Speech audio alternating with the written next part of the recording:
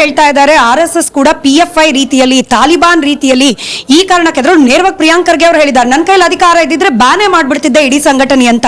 ಈ ಹೋಲಿಕೆ PFI ತಾಲಿಬಾನ್ಗೆ RSS ಅನ್ನ ಹೋಲಿಕೆ ಮಾಡೋದು ಆ ಕಾರಣಕ್ಕೆ ನಾವು ಬ್ಯಾನ್ ಮಾಡ್ತೀವಿ ಅಂತ ಹೇಳೋದು ಇದು ಕಾನೂನಾತ್ಮಕವಾಗಿ ಸೂಕ್ತ ಉದಾಹರಣೆ ಆಗುತ್ತಾ ಅಂತ ನನ್ನ ಅನಿಸಿಕೆಯಲ್ಲಿ ಇಂಥ ಮಾತಿಗೆ ಯಾವುದೇ ಹೂಡಿಲ್ಲ.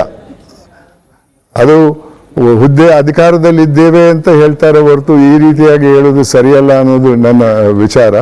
ನಾಳೆ ಬಿಜೆಪಿ ಅವರು ಅದೇ ಮಾತುಗಳನ್ನ ಇವರು ಕಾಂಗ್ರೆಸ್ ಪರವಾಗಿ ಹೇಳಿದವರನ್ನು ಬ್ಯಾನ್ ಮಾಡ್ತಾರ? ಕರೆಕ್ಟ್ ಆಗಿ ಹೇಳ್ತಿದ್ದೀರಾ ನೀವು. ಅವರ ಮಾತಿಗೆ ಇವರನ್ನ ಬ್ಯಾನ್ ಮಾಡಿದ್ರೆ ಇವರ ಮಾತಿಗೆ ಅವರನ್ನು ಬ್ಯಾನ್ ಮಾಡಬೇಕಲ್ಲ, ಅದು ಪ್ರತಿಯೊಬ್ಬರ ಹಕ್ಕಾಗ್ತದೆ. ಅದರಿಂದಾಗಿ ಅಧಿಕಾರದಲ್ಲಿರುವವರ ವಿಚಾರ ನನ್ನ ಅನಿಸಿಕೆಯಲ್ಲಿ ಇವತ್ತು ಅದೊಂದು ಥರದ ಡೆಸ್ಪರೇಟ್ ವಿಚಾರ ಅಂತ ನನ್ಗೆ ಕಾಣಿಸ್ತಾ ಇದೆ. ಇಲ್ಲದ್ರೆ ತಾಲಿಬಾನಿಗೂ ಇವರಿಗೆ ಇವತ್ತಿನ ಪೇಪರಲ್ಲಿ ಒಂದು ಮಾಹಿತಿ ಇದೆ, ಯುನೈಟೆಡ್ ನೇಷನ್ ಏನೋ ಒಂದು ದೊಡ್ಡ ಲಿಸ್ಟ್ ಮಾಡಿದೆ ಇದರಲ್ಲಿ ಟೆರರಿಸಮ್ ಅಲ್ಲಿ ಯಾರು ಇದ್ದಾರೆ ಅಂತ. ಅದರಲ್ಲಿ ಒಬ್ಬ ಇಂಡಿಯನ್ ಕೂಡ ಇಲ್ಲ. ಇವರು ತಾಲಿಬಾನ್ ಇದ್ದಾರೆ, ತಾಲಿಬಾನ್ ಮಾಡುವುದನ್ನು ಮಾಡ್ತಾ ಇದ್ದಾರೆ. ಇಂಥ ಮಾತುಗಳನ್ನು ಹೇಳೋದಕ್ಕೆ ಏನಾದರೂ ಹುರುಳಬೇಕಲ್ಲ. ನನಗೂ ಹೇಳ್ಬೋದು ಈ ಪಕ್ಷದವರು ಅದರಲ್ಲಿ ಸೇರ್ಕೊಂಡಿದ್ದಾರೆ, ಅವ್ರ ಜೊತೆಗೆ ಕೆಲಸ ಮಾಡ್ತಾ ಇದ್ದಾರೆ, ಅವ್ರ ರೀತಿಯಲ್ಲಿ ಕೆಲಸ ಮಾಡ್ತಾ ಇದ್ದಾರೆ ಅಂತ ಬಾಯಿಗೆ ಬಂದಂಗೆ ಮಾತಾಡ್ಬೋದಲ್ಲ. ದೊಡ್ಡ ಹುದ್ದೆಯಲ್ಲಿದ್ದವರು ಸ್ವಲ್ಪ ಜವಾಬ್ದಾರಿಯಾಗಿ ಮಾತಾಡಬೇಕು ಹೊರತು ಈ ರೀತಿ ಮಾತಾಡಬಾರ್ದು ಅನ್ನೋದು ನನ್ನ ವಿಚಾರ.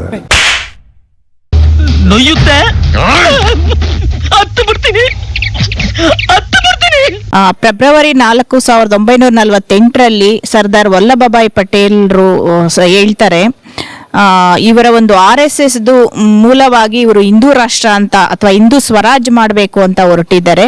ಸೊ ಅದರಿಂದ ದೇಶದಲ್ಲಿ ಸಾಮರಸ್ಯಗೆ ಧಕ್ಕೆ ಬರುತ್ತೆ ಅನ್ನೋ ಒಂದು ಇದರಿಂದ ಇದನ್ನ ಬ್ಯಾನ್ ಮಾಡಬೇಕು ಅಂತ ಅವತ್ತಿನ ದಿನ ಹೇಳ್ತಾರೆ. ನಾವು ಇವತ್ತು ಸಹ ಸಾಕಷ್ಟು ಸಂಘ ಪರಿವಾರದಿಂದ ಬಂದಂತಹ ಅನೇಕರು ಅನೇಕ ಕೃತ್ಯಗಳಲ್ಲಿ ಭಾಗವಹಿಸಿರೋದನ್ನ ನಾವು ದಿನಂಪ್ರತಿ ಓದ್ತೀವಿ. ಮೊನ್ನೆ ಕೇರಳ ಅಲ್ಲಿ ಒಬ್ರು ಆತ್ಮಹತ್ಯೆ ಮಾಡಿಕೊಂಡಾಗ ನನ್ನ ಮೇಲೆ ಲೈಂಗಿಕ ದೌರ್ಜನ್ಯ ಆಗಿದೆ ಅನ್ನೋದನ್ನ ವಿತ್ ವಿಡಿಯೋ ಮಾಡಿ ಆ ಹುಡುಗ ಆತ್ಮಹತ್ಯೆ ಮಾಡ್ಕೊಂಡಿರ್ತಾರೆ.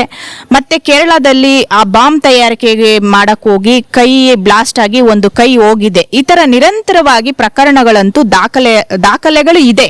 ಒಂದು ನಿಮಿಷ ಸರ್, ಪ್ರಶ್ನೆ ಕೇಳಕ್ ಬಿಡಿ. RSS ಅಲ್ಲಿ ಇದ್ದಂತಹ ಹುಡುಗನೇ ನನ್ನ ಮೇಲೆ ಲೈಂಗಿಕ ದೌರ್ಜನ್ಯ ಆಗಿದೆ ಅಂತ ವಿಡಿಯೋ ಮಾಡಿಟ್ಟು ಆತ್ಮಹತ್ಯೆ ಮಾಡ್ಕೊಂಡಿದ್ದಾರೆ. ಇದಕ್ಕಿಂತಲೂ ದೊಡ್ಡ ಸಾಕ್ಷಿ ಬೇಕಾಗಿಲ್ಲ. ಇದನ್ನ ಬಿಟ್ಟು ಇಂತಹ ನೂರಾರು ಪ್ರಕರಣಗಳಿದೆ. ಅದಲ್ದೇನೆ ಈ RSS ಎಲ್ಲೋ ಒಂದು ಕಡೆ ಕೋಮುವಾದಕ್ಕೆ ಯುವಕರನ್ನ ತಳ್ಳುತ್ತಿದೆ ಅನ್ನೋ ಒಂದು ನಿಟ್ಟಿನಲ್ಲಿ ಈ ರೀತಿ ಒಂದು ಬ್ಯಾನ್ ಮಾಡಬೇಕು ಅಂತ ಹೇಳ್ತಿದ್ದಾರೆ. ಇವಳು ತಾಯಿ, ಇವಳನ್ನ ಹೆಂಗಸು ಅಂತ ಕರಿಬೇಕೀಗ ಜನ. ಪ್ರತ್ಯೇಕ ಪ್ರಕರಣವನ್ನ ಇಡೀ ಸಂಘಟನೆ ಬ್ಯಾನ್ ಮಾಡ್ಲಿಕ್ಕೆ ಕಾರಣ ಅಂತ ಹೇಳಿ ಪರಿಗಣಿಸಬಹುದಾ ಅಂತ ಕಾಂಗ್ರೆಸ್ ಪಕ್ಷದವರು ಈ ರೀತಿ ಉದಾಹರಣೆ ಎರಡು ಕೊಟ್ರೆ ಅದಕ್ಕೆ ಅವರು ಉತ್ತರ ಕೊಡ್ಲಿ. ಕಾಂಗ್ರೆಸ್ ಪಕ್ಷದವರ ವಿರುದ್ಧ ಈ ಘಟನೆ ಆರೋಪ ಇಲ್ವಾ? ಈ ಇಡೀ ದೇಶದಲ್ಲಿ ಇಷ್ಟು ಸಾವಿರ ಲಕ್ಷ ಜನರಿದ್ದಾರೆ ಸರ್. ಈಗ ನಾನು ಕಾಂಗ್ರೆಸ್ ಮೇಲೆ ಇದೆ ಇಲ್ಲ ಅಂತ ನಾನು ಹೇಳ್ತಿಲ್ಲ ಸರ್. RSS ಅಲ್ಲಿ ನಡೆದಿದ್ಯಾ ಇಲ್ಲ ಅಂತ ನಾನು ಕೇಳ್ತಿದ್ದೀನಿ. RSS ಪ್ರಶ್ನೆ ಆಗಿರೋದ್ರಿಂದ RSS ಮೇಲೆ ಈಗ ಇದೆ ಅಂತ ಆರೋಪ ಇದೆ, ಅದರಿಂದಾಗಿ ಅದನ್ನು ಬ್ಯಾನ್ ಮಾಡಿ ಅನ್ನುವ ವಾದ ಆದರೆ ಕಾಂಗ್ರೆಸ್ನವರ ಮೇಲೆ ಕೂಡ ವಾದ ಮಾಡಬಹುದು. ಆವಾಗ ಕಾಂಗ್ರೆಸ್ ಅನ್ನು ಬ್ಯಾನ್ ಮಾಡ್ಬೇಕಲ್ಲ. ಅದೇನ್ ಮಾತಂತ ಹೇಳಿದ್ರಿ ಸರ್ ನೀವು? Really hats off sir, hats off. ಒಂದ್ ನಿಮಿಷ ಮೇಡಮ್. ಸರ್, ಇಲ್ಲಿ ಬ್ಯಾನ್ ಮಾಡೋ ವಿಚಾರಕ್ಕಿಂತಲೂ ಅದರ ಚಟುವಟಿಕೆಗಳು ಅಲ್ಲಿ ಏನ್ ನಡೀತಿದೆ ಅಂದ್ರೆ ಇವಾಗ ವ್ಯಕ್ತಿ ಒಂದು ಮಹಿಳೆ ಮೇಲೆ ಅತ್ಯಾಚಾರ ಮಾಡಿದ್ರೆ ಆ ಗುಂಪನ್ನೇ ಪಕ್ಷವನ್ನೇ ಬ್ಯಾನ್ ಮಾಡ್ಬೇಕಾ ಸರ್?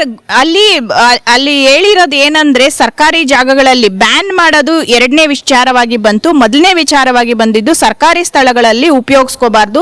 ಸಣ್ಣ ಮಕ್ಕಳನ್ನ ಯುವಕರನ್ನ ಈ ಕೋಮುವಾದಕ್ಕೆ ನೂಕ್ತಾ ಇದ್ದಾರೆ. ಎಲ್ಲೋ ಒಂದ್ ಕಡೆ ಪ್ರಚೋದನೆ ನಡೀತಿದೆ. ನೀವು ಸಾಕಷ್ಟು ಸರ್ ಕರಾವಳಿ ಭಾಗಗಳಲ್ಲಿ ಎಣಗಳು ಬೀಳುತ್ತೆ, ಸಾಕ್ಷಿಯಾಗಿದೆ ನಮ್ಮ ಮುಂದೆ, ನಮ್ಮ ಕಣ್ಣು ಮುಂದೆ ಇದೆ. ಅದೇ ಸಂಘ ಪರಿವಾರದಲ್ಲಿ ಇದ್ದಂತಹ ಹುಡುಗರು ಎಣಗಳನ್ನೇ ಬೀಳಿಸ್ತಾರೆ. ಆಗಿರುತ್ತೆ, ಅದು ಬಡವರ ಮಕ್ಕಳಾಗಿರುತ್ತೆ. ಅದನ್ನೇ ಪ್ರಿಯಾಂಕ್ ಖರ್ಗೆ ಅವರು ತಮ್ಮ ಟ್ವೀಟ್ ನಲ್ಲೂ ಸಹ ಮೆನ್ಷನ್ ಮಾಡಿದ್ದಾರೆ. ಈಗ ರಾಜಕಾರಣಿಗಳು, ಅದರಲ್ಲೂ ಬಿಜೆಪಿಯ ರಾಜಕಾರಣಿಗಳ ಮಕ್ಕಳು RSS ನಲ್ಲಿ ಇಲ್ಲ ಅನ್ನೋ ಆರೋಪಕ್ಕೆ ಇವತ್ತು ಇಡೀ ಟ್ವಿಟರ್ ಅಕೌಂಟ್ ಅಲ್ಲಿ ಸಿಟಿ ರವಿ ಅವ್ರ ಮಕ್ಕಳು, ಅಶೋಕ್ ಅವ್ರ ಮಕ್ಕಳು, ಅದು ಬಿಟ್ಟು ನೀವು ಕೇಳಿದ ಪ್ರಶ್ನೆಯಲ್ಲಿ ಆಯ್ತು ಮೇಡಮ್, ನೀವು ಕೇಳಿದ ಪ್ರಶ್ನೆಯಲ್ಲಿ ಒಂದು ಪ್ರಶ್ನೆ ನಾನು ಸರ್ನ ಕೇಳಿದೆ, ಒಂದು ಪ್ರತ್ಯೇಕ ಪ್ರಕರಣ ಅಥವಾ 10 ಪ್ರತ್ಯೇಕ ಪ್ರಕರಣಗಳಲ್ಲಿ RSS ನವರು ಅಥವಾ ಯಾವುದೇ ಬೇರೆ ಸಂಘಟನೆಯ ಸದಸ್ಯರು ಭಾಗಿಯಾಗಿದ್ದಾರೆ ಅನ್ನೋ ಕಾರಣಕ್ಕೆ ಒಂದು ಇಡೀ ಸಂಘಟನೆಯನ್ನ ಬ್ಯಾನ್ ಮಾಡಲಿಕ್ಕೆ ಕಾನೂನಾತ್ಮಕವಾಗಿ ಅವಕಾಶ ಇದೆಯಾ ಅಂತ. ನನ್ನ ಅನಿಸಿಕೆಯಲ್ಲಿ ಈ ಒಂದು ಘಟನೆಯಲ್ಲಿ ಆದದ್ದು ಸತ್ಯವಾಗಿದ್ದರೂ ಕೂಡ ಇದಕ್ಕೂ ಸಂಘಟನೆಗೂ ಯಾವ ಸಂಬಂಧನೂ ಇಲ್ಲ, ಅದು ವೈಯಕ್ತಿಕ ವಿಚಾರ. ಒಂದೊಂದು ವಿಚಾರ ಹೇಳ್ತೇನೆ ನಾನು. ಇತ್ತೀಚೆಗೆ ಒಂದು ಪೇಪರಲ್ಲಿ ನ್ಯೂಸ್ ಬಂದಿತ್ತು, ನನ್ನ ಫೋನಲ್ಲಿ ನಾನು ಅದರ ಎಕ್ಸ್ಟ್ರಾಕ್ಟ್ ತೆಗೆದುಕೊಂಡು ಇಟ್ಟಿದ್ದೇನೆ. ಪಾರ್ಲಿಮೆಂಟಲ್ಲಿ 543 ಸದಸ್ಯರಿದ್ದಂಥ ಲೋಕಸಭೆಯಲ್ಲಿ ಸುಮಾರು 230 ಜನರ ವಿರುದ್ಧ ಬಹಳ ಸೀರಿಯಸ್ ಕ್ರಿಮಿನಲ್ ಕೇಸಸ್ ಪೆಂಡಿಂಗ್ ಇದೆ. ಅಂದ್ರೆ ಆಗ ಎಲ್ಲ ಪಾರ್ಟಿಗಳನ್ನು ಬ್ಯಾನ್ ಮಾಡಬೇಕಲ್ಲ. ಕರೆಕ್ಟ್ ಆಗಿ ಹೇಳಿದ್ರಿ. ಸಂವಿಧಾನದ ಅಡಿಯಲ್ಲಿ ಯಾವುದೇ ಸಂಘಟನೆಗಳು ಮಾಡಬಹುದು ಅದ್ರ ಇಂತ ನಿನ್ನೆ ಸ್ಟೇಟ್ಮೆಂಟ್ ಕೊಟ್ಟಿದ್ದೀರಾ.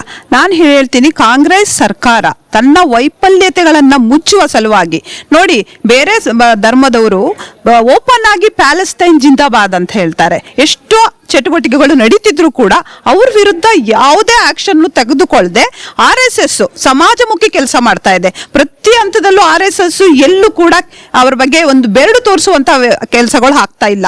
ಇದು ಆ 100ನೇ ವರ್ಷದ ಪಥಸಂಚಲನದ ಎಫೆಕ್ಟ್. ಇವರು ಪ್ಯಾಲೆಸ್ಟೈನ್ ಜಿಂದಾಬಾದ್ ವಿಚಾರವನ್ನ ಪ್ರಸ್ತಾಪ ಮಾಡಿದ್ರಿಂದ ಇದನ್ನು ಕೂಡ ಮಾತಾಡ್ತಿದ್ದಾರೆ. ಅಂದ್ರೆ ಪಾಕಿಸ್ತಾನ್ ಪರವಾಗಿ ಘೋಷಣೆ ಕೂಗೋರ್ ವಿರುದ್ಧ ತಕ್ಷಣ ಕ್ರಮ ಕೈಗೊಳ್ಳಲ್ಲ, ಪ್ಯಾಲೆಸ್ಟೈನ್ ಪರವಾಗಿ ಘೋಷಣೆಗಳನ್ನ ಕೂಗೋರ್ ಪರವಾಗಿ ಕ್ರಮ ಕೈಗೊಳ್ಳಲ್ಲ, ನಮಾಜ್ ಮಾಡ್ತೀವಿ ಅಂತ ಹೇಳಿ ಮೈದಾನಗಳಲ್ಲಿ ಪರ್ಮಿಷನ್ ತಗೊಳ್ದಲ್ಲೇ ಇಡೀ ಮೈದಾನವನ್ನ ಆಕ್ಯುಪೈ ಮಾಡ್ತಾರೆ, ಅದಕ್ಕೆ ಅನುಮತಿ ಕೊಡ್ತಾರೆ. ಕ್ಯಾರ್ ಮಾರ್ಕೆಟ್ ಉದಾಹರಣೆ ಕೊಟ್ಟು ಹೇಳ್ತಾರೆ, 1 ಕಿಲೋಮೀಟರ್ ವ್ಯಾಪ್ತಿಯಲ್ಲಿ ಪ್ರತಿ ಶುಕ್ರವಾರ ಬಂದ್ ಆಗುತ್ತೆ ರಸ್ತೆ ಸಂಚಾರ, ಇದಕ್ಕೆ ಅನುಮತಿ ಇದೆ. ಆದ್ರೆ RSS ಮೇಲೆ ಮಾತ್ರ ಇದು ಡೆಲಿಬ್ರೇಟ್ ಆಗಿ ಆಕ್ಷನ್ ತಗೊಳ್ಳೋ ರೀತಿಯಲ್ಲಿ ಆಗ್ತಿದೆ ಅಂತ ಹೇಳಿ ನಾವು ಹಿಂಗ್ ಕಂಪೇರ್ ಮಾಡ್ಬೋದಾ ಸರ್? Religious activity